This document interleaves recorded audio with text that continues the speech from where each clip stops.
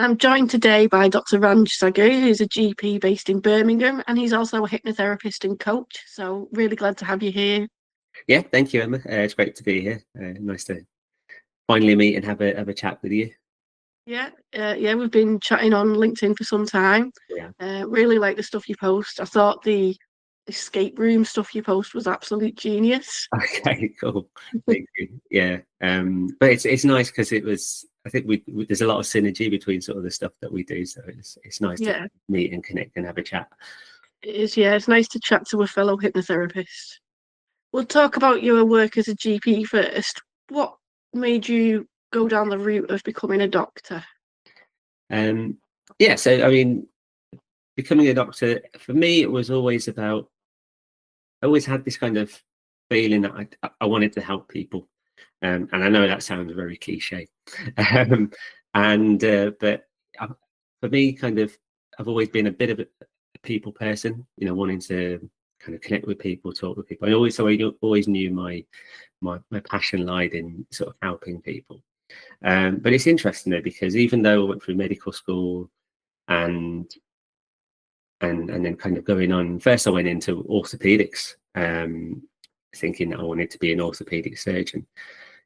But kind of that feeling of kind of helping people, I didn't truly know what that meant for me. And then when I was in orthopedics, I kind of realized hospital medicine kind of wasn't for me, because I didn't feel there was that kind of level of connecting with people, that level of sort of building relationships, and also looking at things kind of holistically. I've always had this kind of feeling of, it's health should be about the whole person, and healing is about the whole person, not just fixing a broken leg and sending you home type of thing. So then I started to kind of reflect on, where do I want my career to go, and then for me it was like general practice seemed kind of the best fit. And then so I did my general practice training, and then I started to see, actually, general practice is where I definitely see myself, because you deal with so many different things, and you see people from before they're born to the end of their life in general practice. So you are, and I always say, you're not just a doctor in medicine, you're actually a doctor in life.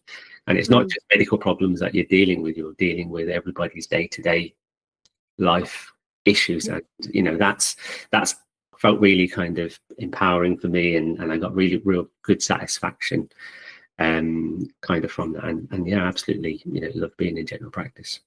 It sounds like you've met your passion there. Yeah, absolutely. Being kind of around, it's that kind of that level of connecting with people and building those relationships, and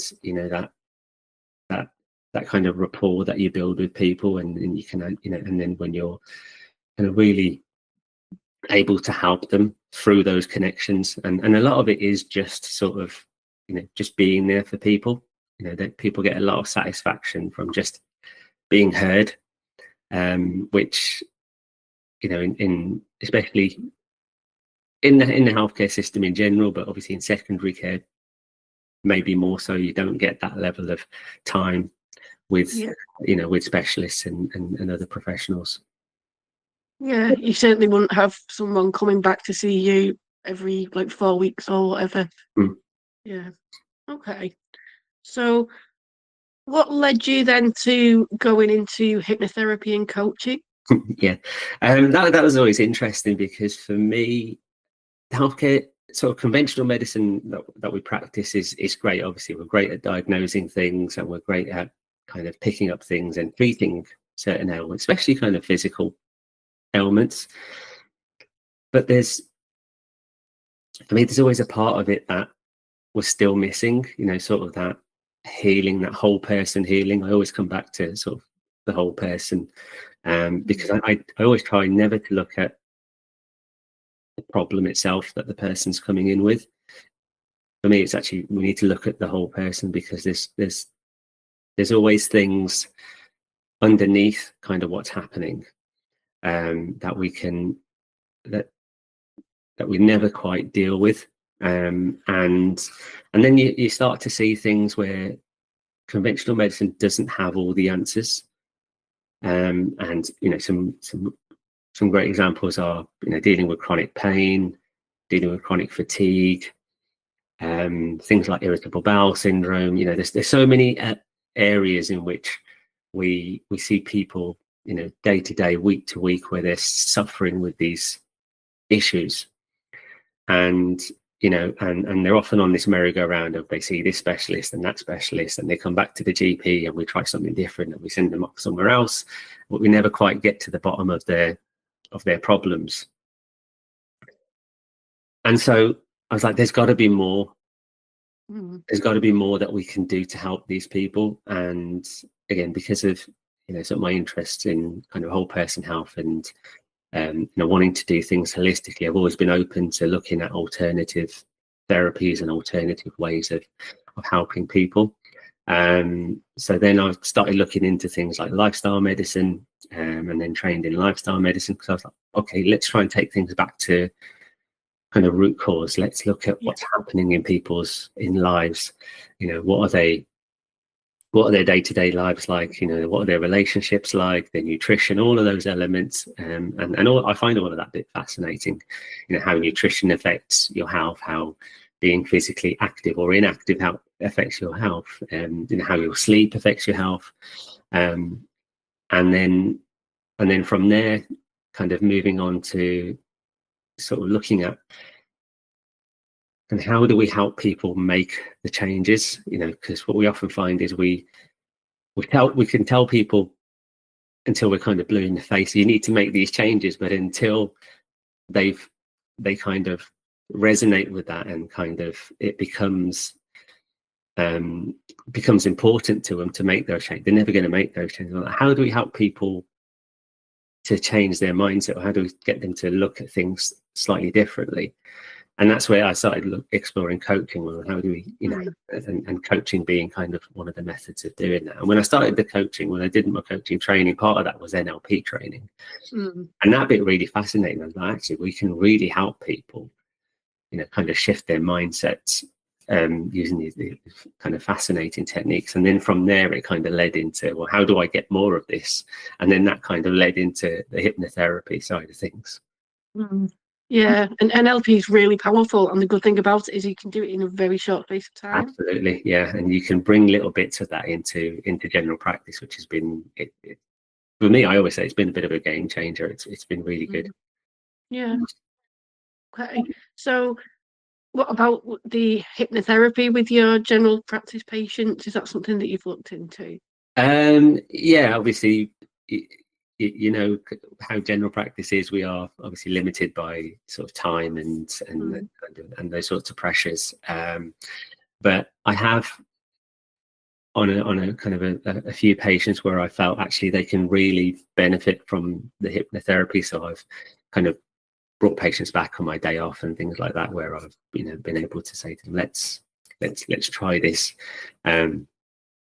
And an example is that I had a patient who is in his late 60s, who was suffering with chronic abdominal pain for the past 5 years. And again, he was one of these people who'd seen specialists and been to colorectal and gastroenterology, and couldn't find any answers for his pain. But and then so obviously he was back with us, and we would, as GPs, would try different pain medications and different IBS type medications, and nothing was really helping him.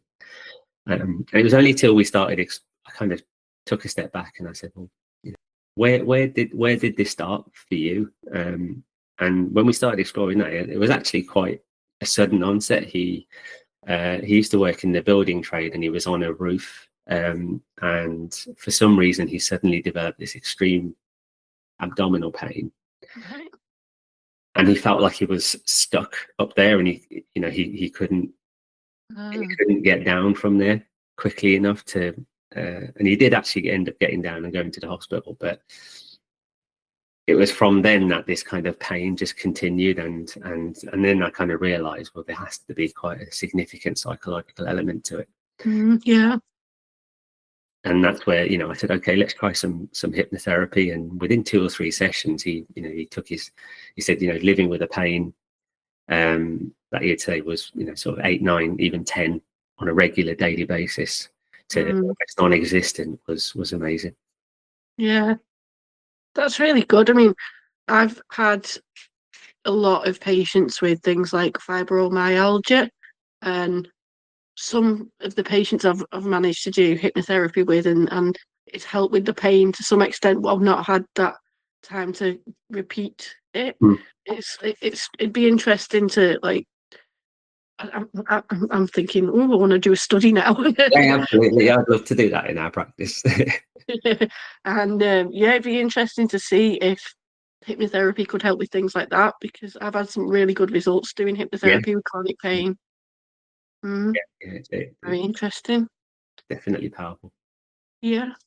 So you're writing a book at the moment. Do you want to tell me about that? Yeah, it's an interesting one. So I started writing it about 2 years ago, and it all kind of developed from kind of this episode of kind of self-reflection that happened when I went out to a networking meeting, and it's one of these networking meetings where there's lots of different business people there, and at the beginning they kind of go around everyone. You get 60 seconds to tell people who you are and what you do.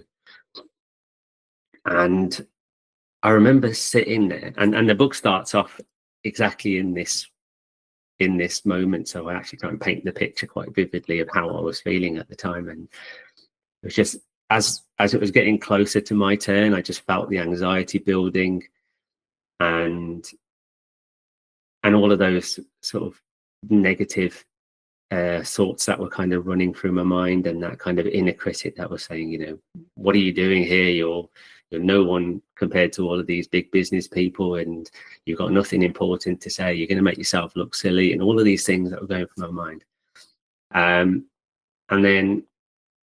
But I managed to kind of get through it. The actual me standing up and talking is a bit of a blur. I don't actually remember because of how anxious I felt.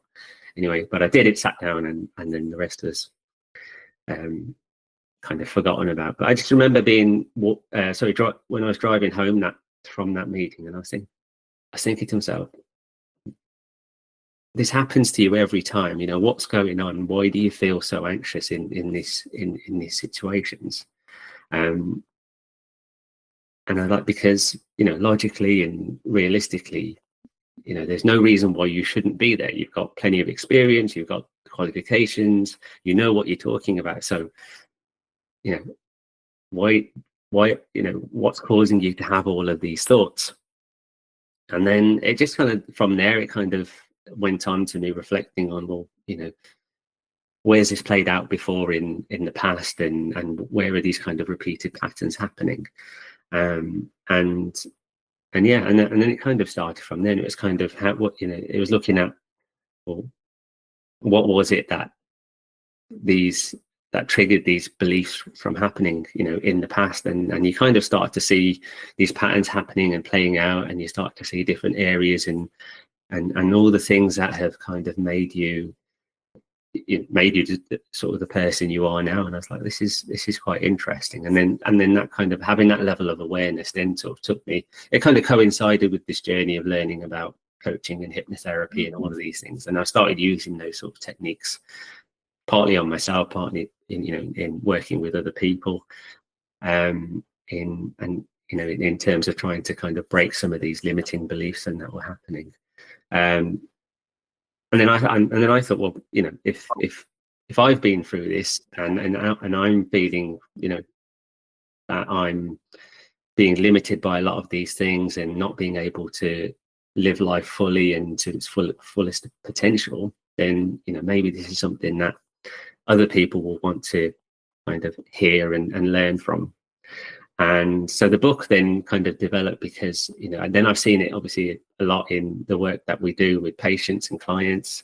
So the book is a lot of personal stories. It's a lot of, stories from clients and patients. And it's a bit of a journey. It kind of goes from helping people kind of become aware of their inner critic and their limiting beliefs and that, and then kind of work through the different stages of, so how do we start to challenge these thoughts and things? And it kind of, hopefully by the end of it, gives you a toolkit, like a resource of things that you can do, techniques, that you can kind of apply to kind of build that resilience and self-worth. That sounds really interesting. It sounds CBT based? Yeah, there is quite a bit of that in there. Yeah, so it is all about recognizing the thoughts that you're having and how that's affecting your kind of emotions, and then how we can use that then to change the behaviors that are happening. Right, that sounds really interesting. So your coaching and hypnotherapy, if people are interested in like going to you for that, what's the best way for them to contact you? I have a website. It's drranjsagoo.com. Nice and easy. And I'm also on obviously Instagram and Facebook. Instagram is Dr Ranj_life coach. Right. Yeah, and I'll put all your details in the description and everything. Thank you, appreciate it. Okay, so just before we go then, I know that there's a lot of struggles that GPs are having at the moment. Is there any kind of message that you've got to any GPs out there that are struggling? Obviously we understand the climate that we're in at the moment. There's a lot of stress and difficulties that everybody's facing. And first of all is that you're not alone. We are all feeling the same stresses and struggles. But the important thing is, if you are, is to reach out.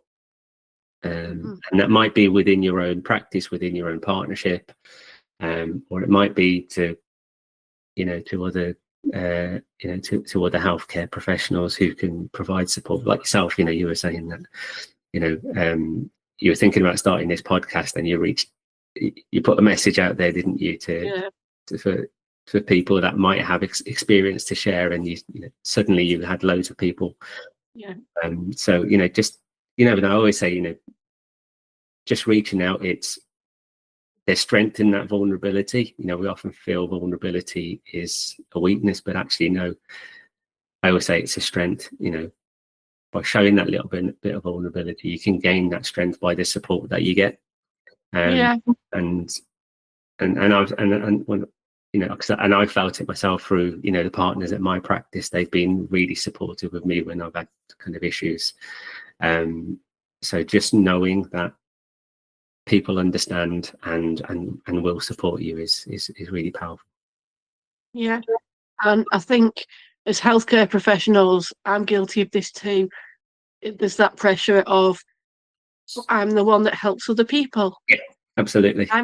There's nothing wrong with me. I'm fine. Yeah, and we do that quite a lot, don't we? And then we get to a point where you do start to feel the irritability and that sort of compassion fatigue starts to filter in. And actually, I always say, in order to help other people, we need to be at our best. Yeah, absolutely. So we need to offer ourselves that same level of compassion that we do to other people. Yeah. And sometimes we can make the worst patients by not listening to the advice that we give to other people. Yeah, you're right. Okay, well, it's been absolutely brilliant to have you today, Ranj, and talk about a variety of subjects. And we've got a lot of interests in common as well, and what our work is kind of similar. So it's been really good to talk to you about that. And if any of the listeners want to look more into what Ranj is doing, all of his details will be in the description. So thank you for coming. Brilliant. Thank you very much. It's been nice talking to you.